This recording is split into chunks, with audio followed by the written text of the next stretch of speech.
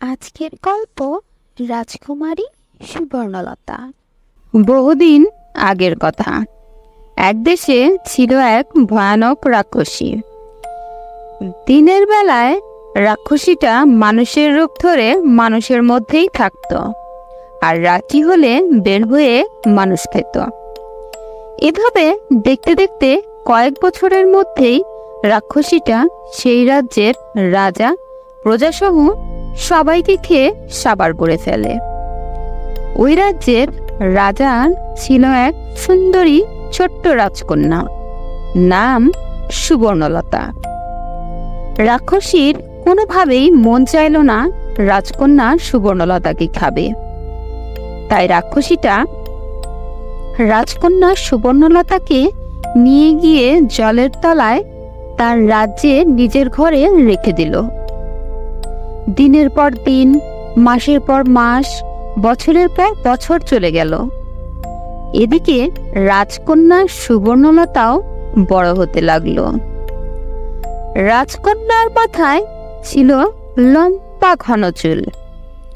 একদিন রাজকন্যা সুবর্ণলতা নদীতে গোসল করতে গেল।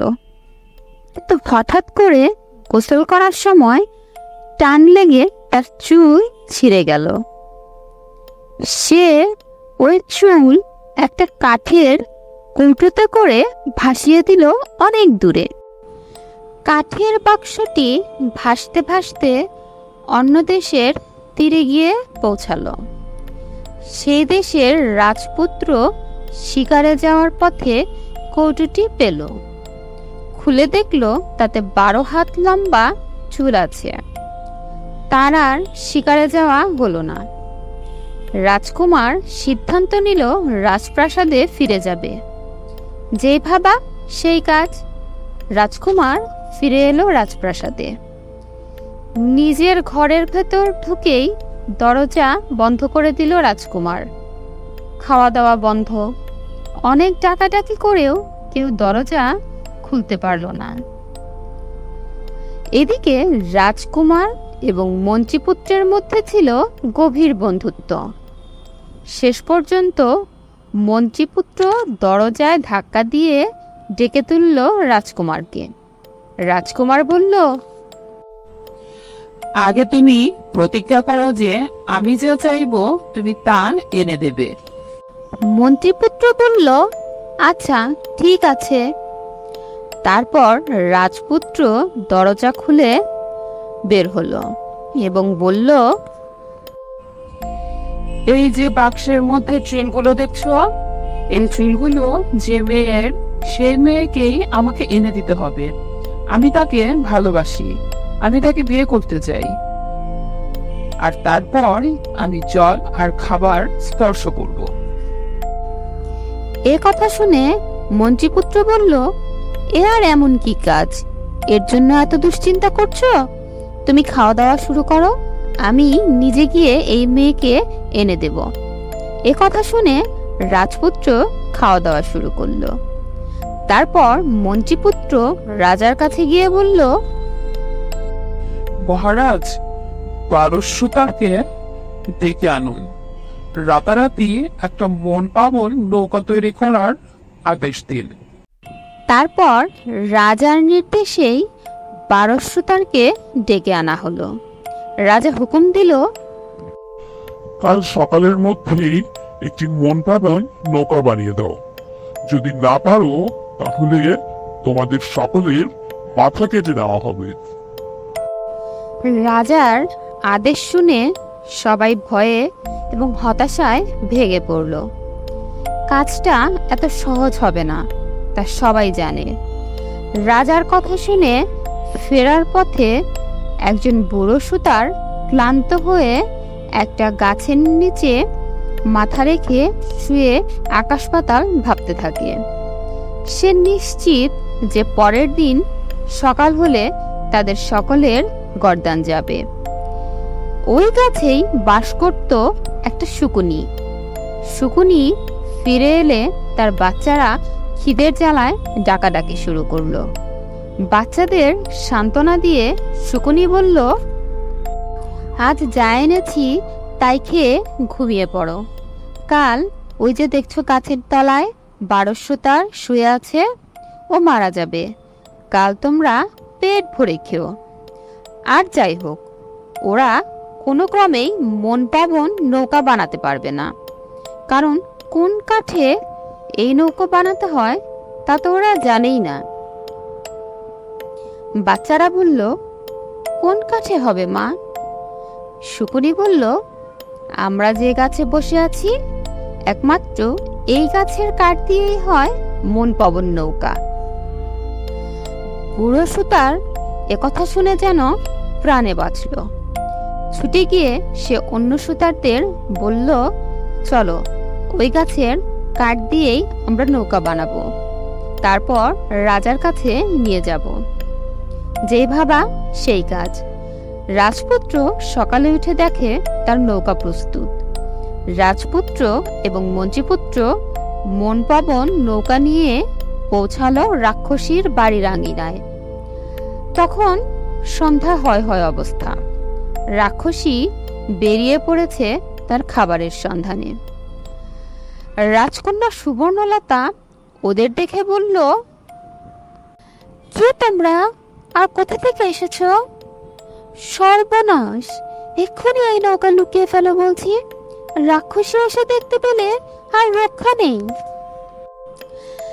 মন্ত্রীপুত্র রাজকন্যাকে সব কথা খুলে বলল।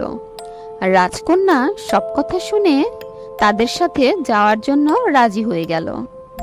এদিকে সকাল হতে না হতেই রাক্ষসী ফিরে এলো তার বাড়িতে। তার আসার সাথে সাথেই ওদের দুজনকে রাজকন্যা জাদু দিয়ে মাছি বানিয়ে দিল। দুজনে মাছি হয়ে একটা শিকের উপর বসে রইল। রাক্ষসী এসে মানুষের গন্ধ পেয়ে বলল, হ্যাঁ রে মাছা, মানুষের গন্ধ পাচ্ছি যেন। কেউ এসেছে নাকি? এখানে আবার মানুষ আসবে কোথা থেকে গো রাক্ষসী মা? মানুষ বলতে তো এখানে শুধু আমিই আছি। তোমার খেতে মন চায় তো আমাকে খাও। রাক্ষসী তখন জিভ কেটে বলল, পালাই ষাট, এমন কথা কোনোদিন মুখেও আনবি না। আমি মরে যাই তাও ঠিক আছে, কিন্তু আমি তোকে খাবো না। আমি যে তোকে প্রাণের চেয়েও বেশি ভালোবাসি রে। এই কথা বলে সন্ধ্যা হতেই রাক্ষসী আবার বেরিয়ে যায়। তার যাওয়ার পর রাজকন্যা সুবর্ণলতা রাজপুত্র আর মন্ত্রীপুত্রকে মানুষ বানিয়ে দেয়। আর রাক্ষসী আসার পর তাদের আবার মাছি বানিয়ে দেয়। দিনের পর দিন একই ঘটনার পুনরাবৃত্তি ঘটে। এদিকে দিনের পর দিন কাটতে থাকে একইভাবে, কিন্তু এখান থেকে পালাবার কোনো পথ খুঁজে পায় না তারা। একদিন মন্ত্রীপুত্র রাজকন্যাকে বলল, রাক্ষসী যখন ফিরে আসবে আর তুমি তার সেবা করবে, তখন অভিনয় করে কাঁদতে কাঁদতে তুমি তার কাছ থেকে তার মৃত্যুর রহস্যটা জেনে নেবে। রাজকন্যাও তার কথা মতো সেদিন রাক্ষসীর গা এবং পা টিপতে টিপতে কেঁদে ফেলল। তার কান্না দেখে রাক্ষসী বলল, মরেছে নাই বাছা আমার, কাঁদিস নে। কি হয়েছে তোর? কিসের এত দুঃখ? কি চাই আমাকে বল। আকাশের চাঁদ চাস? তাই এনে দেব। কেন কাঁদিস বল না আমায়। তখন রাজকন্যা সুবর্ণলতা বলল, না মা, আমি ভাবছি তোমার এত বয়স হচ্ছে, তুমি মরে গেলে আমার কি হবে? কে আমায় দেখাশোনা করবে? আমার খবর রাখবে কে? সেই কথা মনে হয়ে তো আমার কান্না পাচ্ছে। রাক্ষসী তার এই কথা শুনে হেসে কুটি কুটি হয়ে যায়। বলে, ওরে, আমি এখনই মরছি না, তোর কোনো চিন্তা নেই। আমার মৃত্যুর রহস্য শুধু আমিই জানি। তোকে বলে রাখি, আমাদের উঠোনে একটা লোহার সিন্দুক পাতা আছে, তার ভেতর একটা মূর্ছে ধরা শাবল আছে। সেটা দিয়ে মাথার পেছনে আঘাত করলে এক ফোঁটা রক্ত মাটিতে যদি পড়ে তবেই হবে আমার মৃত্যু, যা কারো পক্ষে সম্ভব নয়। নে নে, মন খারাপ করিস নে। এই কথা বলে রাক্ষসী তার নিজের হাতে রাজকন্যা সুবর্ণলতার চোখের জল মুছিয়ে দেয়। ওদিকে রাজপুত্র আর মন্ত্রীপুত্র মাছি হয়ে সব কথা শুনে নেয়। আর সন্ধ্যাবেলা যখন রাক্ষসী বেরিয়ে যায়, তখন মাটি খুঁড়ে সিন্দুক থেকে শাবল বের করে লুকিয়ে রাখে। সকালে রাক্ষসী ফিরে আসে প্রতিদিনের মতোই, একই কথা জিজ্ঞাসা করে খেয়ে দিয়ে ঘুমিয়ে পড়ে।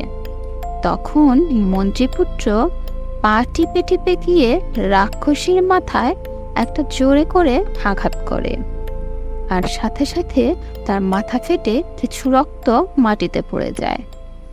তারপর রাজপুত্র আর মন্ত্রীপুত্র রাজকন্যাকে এবং রাক্ষসীর প্রাসাদ থেকে তার সকল ধন সম্পদ নিয়ে রওনা হয় তাদের নিজের দেশের উদ্দেশ্যে।